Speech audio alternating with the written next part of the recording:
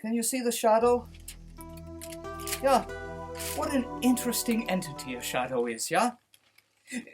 It's as real as you are, and yet it is not.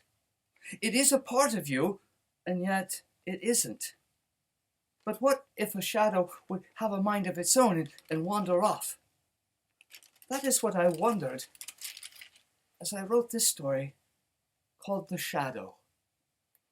For you see, down in the southern lands, the sun shines so brightly and hot that everyone is baked until they are as brown as a walnut. A young scholar from the cool, wet northern lands thought it would be wonderful to study in such a place where the sun could shine on his face and he would never have to carry an umbrella. But when he arrived, he found that he did need to carry an umbrella to shield himself from the hot, hot sun. For you see, he found soon that every day the town would close down in the afternoon. All the people would find some cool, dark place in their homes and take a nap. The shops would close down, the businesses all shut down for everyone to take a nap. And then, as the sun was starting to go down, the town would come alive again. Yeah, you see, the people would then come out and they would lean out of their windows like this. They would visit with their neighbors across the street or down below. Children would play in the streets. And the shopkeepers, they would haggle with their customers over this, that, and the other thing. Oh, the town would come alive, and the young scholar loved the hustle and bustle of the city life. But he noticed something strange. You see, there was a house just across the way, a beautiful looking place. But he never saw anything going on there. He never saw anyone on the balcony. He thought it must be abandoned, but such beautiful flowers grew, and he knew that they didn't take care of themselves. And sometimes late at night, when everything else was quiet, he could hear the most beautiful music that seemed to flow out of the shutters of that house across the way from him. Well, one night, as he lay dreaming, he suddenly awoke, and he noticed a glow in his room. It seemed to be coming from across the street.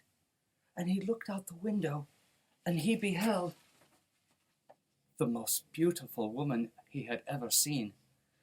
She seemed to glow like the moon, and it seemed as if the stars fell from the sky to adorn her gown. Well, he jumped up to get a better look, but the woman was gone. He lit a lamp and walked out on the balcony to see if he could see where she had gone. But all he saw was his own shadow stretching across in the light to the other balcony.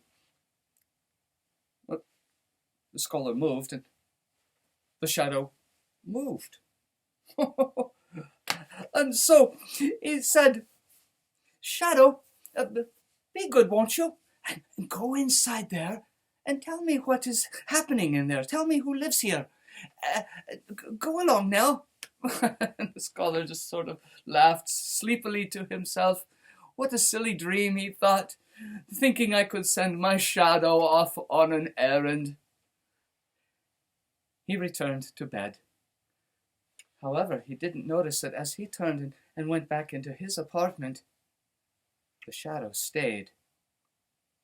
The shadow looked back across the street and then into the darkness of the shuttered room before him, before it slid quietly into the house across the street.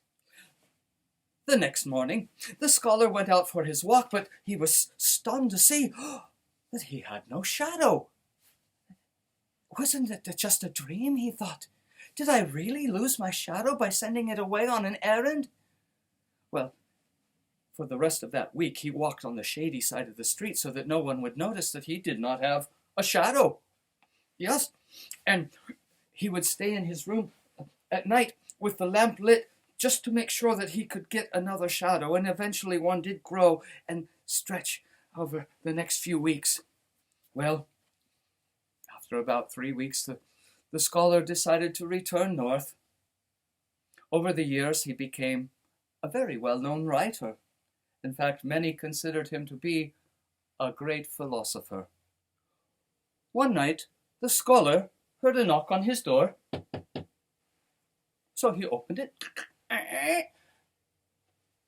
and there before him stood the strangest person he had ever seen. He was very finely dressed in a black suit with shiny black boots. A gold watch chain stood out on his vest. A diamond tie pin shone from his black tie, and his dark hands were covered with silver and gold rings. And even though the light from behind shone directly on this person's figure, there was still a darkness about his face. "To whom do I have the honor of speaking?" asked the scholar. "Ah, I thought you might not recognize me with a body and clothes. But can't you see? I am the shadow that you sent off on an errand so many years ago. I have thought about you lately. I have missed my homelands, and one always wants to return to the place of his birth and those people that he knows. So I have come to see you. I want to know how much I should pay you for my freedom." "Am I dreaming?" said the scholar. "How is this possible? Can this be true?" "You are not a common man, and I am not a common shadow. So tell me, what is the debt I must pay for my freedom?" "Oh, how can you think of talking money? I am happy that you are your own person now, that you are free and independent. Don't mention any money. But please, can you stay for a visit? Come and sit, old chap." The shadow winced, but he came in. He sat down in a chair, and as the scholar sat down, his shadow spread out across the floor in front of the chair of the shadow, and the shadow put his shiny black boot on top of the scholar's shadow, as if to say, "I am the one in charge now." Well, the scholar looked at the shadow and said, "Oh, please, please tell me how it is that you have become as you are. What or who was in that house across the street in those lands down south?" "I will tell you everything.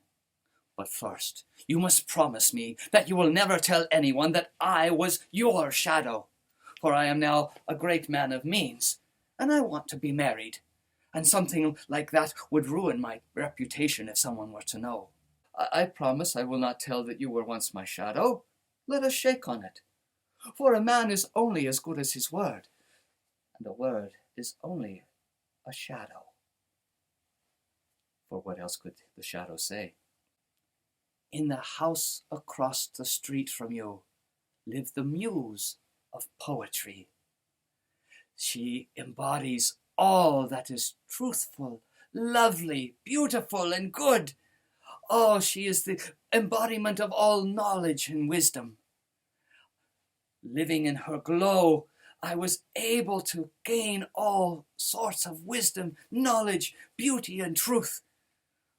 I basked in her presence for 3 weeks, but it was as if I had lived there for 3,000 years.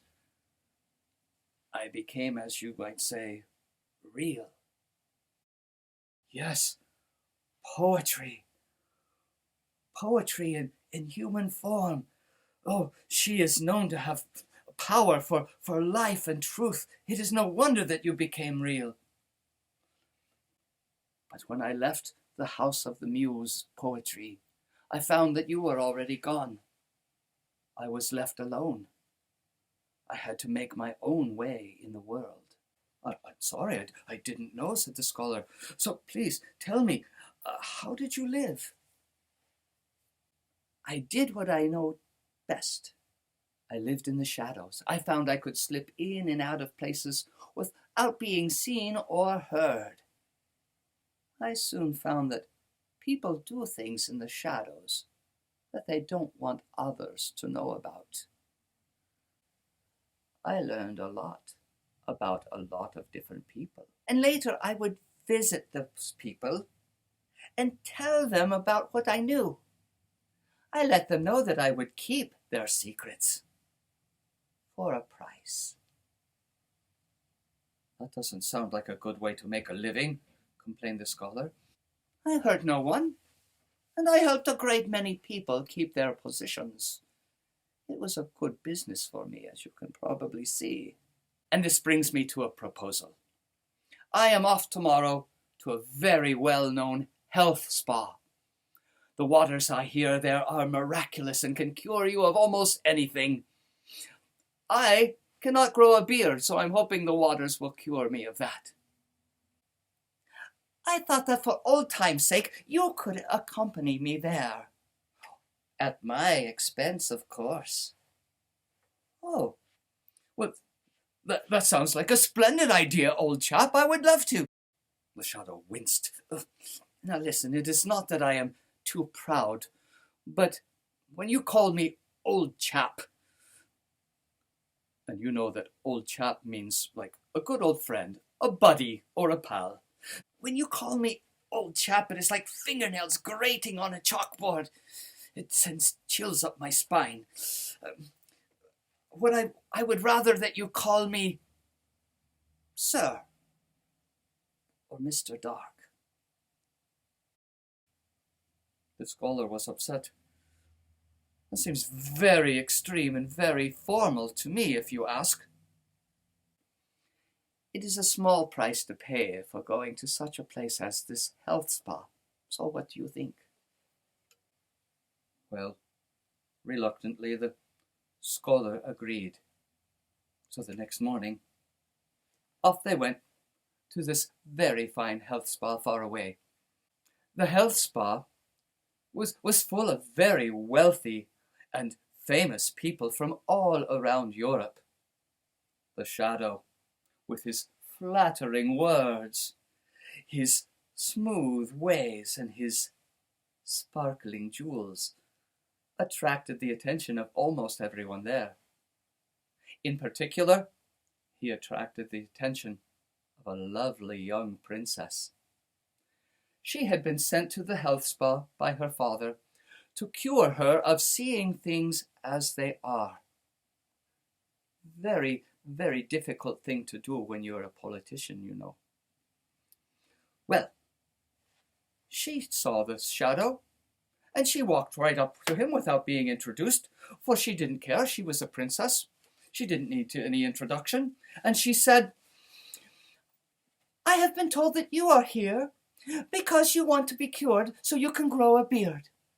But I see clearly that you have no shadow, so I assume that is why you are really here, to get a shadow. The shadow said, Princess, I believe that you have already been cured of seeing things as they are, for you have missed that I have a living shadow. It's an extra expense, but I've even paid extra for my shadow to have a shadow. I don't mind the extravagance. I like doing things in an uncommon way. Oh my, said the princess. I am impressed, and I do believe that I have been cured of seeing things as they are. I am sure that you will be much happier, said the shadow. That night, at the ball, the shadow and the princess danced together all through the night. They chatted and talked. The princess was impressed at how much the shadow knew, how many places he had been, and how well he danced, for it was as if he floated on air. The shadow was impressed at how pretty the princess was, and how easily she was to convince of things, and how rich she was as a young princess. By the end of the ball, the shadow and the princess were engaged to be married. That night, in their room, the shadow was talking to the scholar. He said, "I must tell you, the princess and I are engaged to be married tomorrow. You may come with us to the palace. You will be my royal shadow. You will be well paid, but you must follow me everywhere I go, and when I stand out in the sunshine, you must lay down at my feet, as a shadow would." "I will not!" cried the scholar. "This is an outrage. You have lied and cheated your way into her heart. You will deceive her whole country. I will not stand for this. I will go and tell her right away that you are a trickster, a shadow in a man's clothes." "No one will believe you. Now, be reasonable. Accept my offer." "I will not. I am going to the guards right now to expose your evil plan." But the shadow, he had already impressed the guards with his fine clothes and his fine jewels. And he called for them. "Guards!" yelled the shadow. "Guards, come in quickly, please." And when they came in, "My shadow has gone mad. He thinks he is the master, and he is threatening me. Please, take him away. Keep him safe, locked up." "Oh, it's not true," said the scholar. "He is the shadow. I was the man." But the guards grabbed him, and they threw him into a padded cell for those who were insane. The next day, the princess noticed that the shadow was sad, and she said, "Oh, my beloved, why so sad on the day of our wedding? What is wrong?" The shadow sighed. "Oh, my dear, I had a terrible experience last night. My shadow went mad. He thought he was the master and I was the shadow. He threatened me. I had to have him put away in a safe place. I just am so concerned about him." "Oh my," said the princess. "Life is not worth living if you have such a madness. I think it would be best if we were to put your shadow out of his misery." The shadow pretended to be concerned. "Ah, it is such a tragedy to treat my old shadow this way, but I think you must be right." "Oh," said the princess, "I may not see things as they are now, but I can see that you are someone who is very caring and loving." And with that she bowed her head and kissed his hands. And he smiled. Well, that night, the whole town celebrated the wedding of the shadow and the princess. The people cheered, "Hurrah! Hurrah!" The bells clanged, boom, boom, boom, boom, boom. The sound was alive with the noise of celebration. But the scholar heard none of that, for he had already been put out of his misery. And that is the story of the shadow.